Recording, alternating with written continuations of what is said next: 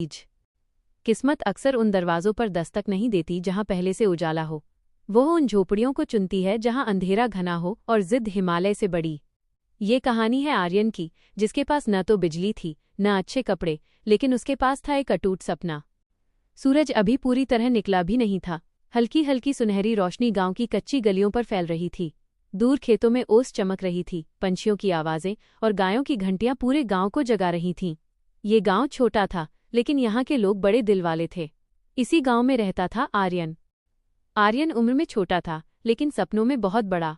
वो अक्सर गांव की ऊंची पहाड़ी पर बैठकर उड़ते हुए हवाई जहाज़ों को देखता और सोचता कि एक दिन वो भी उस आसमान को छुएगा। पर एक बड़ी रुकावट थी, वो समय की कीमत नहीं समझता था। उसके लिए कल एक ऐसा शब्द था जो कभी खत्म नहीं होता था। आर्यन पढ़ने में बहुत तेज था। उसकी याददाश्त ऐसी थी कि एक बार सुनी बात उसे याद हो जाती।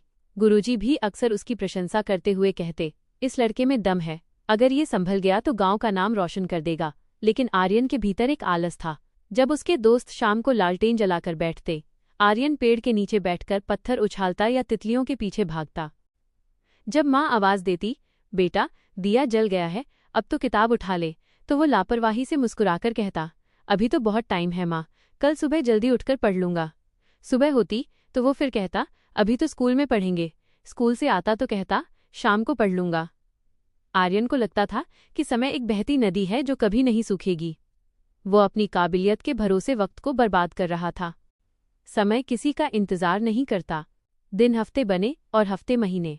गांव के दूसरे बच्चे, जो शायद आर्यन जितने तेज नहीं थे, उन्होंने अपनी मेहनत से खुद को तराशना शुरू कर दिया था। वे सुबह सुबह उठकर ठंडे पानी से मुंह धोकर पढ़ते, फिर अपने माँ बाप के साथ खेतों में पसीना बहाते और फिर स्कूल जाते। पर आर्यन वो हर चीज को अगले दिन पर टालता रहा। उसकी किताबें धूल खाने लगीं और उसके सवालों के जवाब धुंधले होने लगे। उसे अंदाजा भी नहीं था कि वो अनमोल पल खो रहा है। एक दिन गांव की कच्ची सड़क पर धूल उड़ती दिखाई दी। एक बूढ़े शिक्षक लाठी के सहारे धीरे धीरे चलते आ रहे थे। सफेद लंबी दाढ़ी, शांत और गहरी आंखें और चेहरे पर अनुभव की हजारों लकीरें।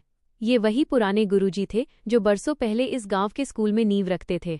पूरा गांव उनके सम्मान में उमड़ पड़ा। शाम को नीम के पुराने पेड़ के नीचे एक चौपाल लगी। गांव के सारे बच्चे, बूढ़े और जवान उनके चारों ओर इकट्ठा हो गए। आर्यन भी भीड़ के एक कोने में बैठा था। उसका मन अभी भी खेल कूद में भटक रहा था। गुरुजी ने अपनी धीमी लेकिन वजनदार आवाज में कहा, बच्चों, क्या मैं तुम्हें एक सत्य कहानी सुनाऊं? सब ओर सन्नाटा छा गया। गुरुजी बोले, एक आदमी था जिसके पास एक जादुई खेत था। उस खेत की खासियत ये थी कि वहां केवल आज के दिन ही बीज बोया जा सकता था। वो आदमी बहुत बुद्धिमान था, पर उसे अपनी बुद्धि पर घमंड था। उसने सोचा, जमीन मेरी है, बीज मेरे हैं, मैं कल बो दूंगा। कल आया तो उसने फिर टाल दिया। अंत में जब सूखा पड़ा और उसे अनाज की जरूरत हुई, तब उसने देखा कि उसके पास समय के नाम पर केवल सूखी मिट्टी बची थी। बीज सड़ चुके थे।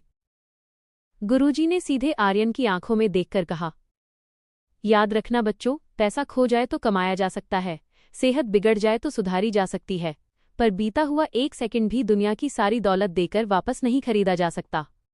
गुरुजी की वो एक बात, समय कभी नहीं लौटता, आर्यन के कानों में गूंजने लगी। उस रात वो सो नहीं पाया। उसने अपनी फटी हुई किताबों को देखा, अपनी धूल भरी स्लेट को देखा। उसे पहली बार डर लगा। उसे लगा जैसे उसके सपने धुएं की तरह उड़ रहे हैं। उसने सोचा, अगर सच में कल कभी नहीं आया तो? अगर मेरा कल कल कहना ही मेरी हार बन गया तो? आधी रात को जब पूरा गांव गहरी नींद में था, आर्यन उठा। उसने एक छोटा सा तेल का दिया जलाया। ठंडी हवा चल रही थी, पर आज उसके इरादे गर्म थे।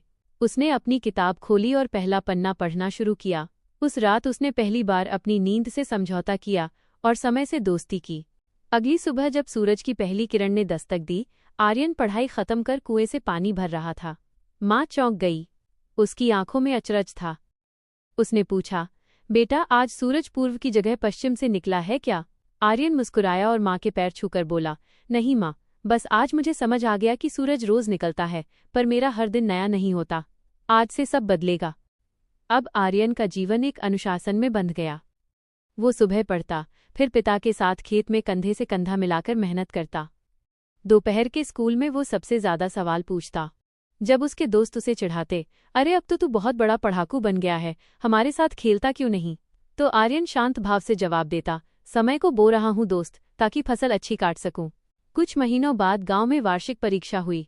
यह परीक्षा सिर्फ किताबों की नहीं, आर्यन के चरित्र की भी थी।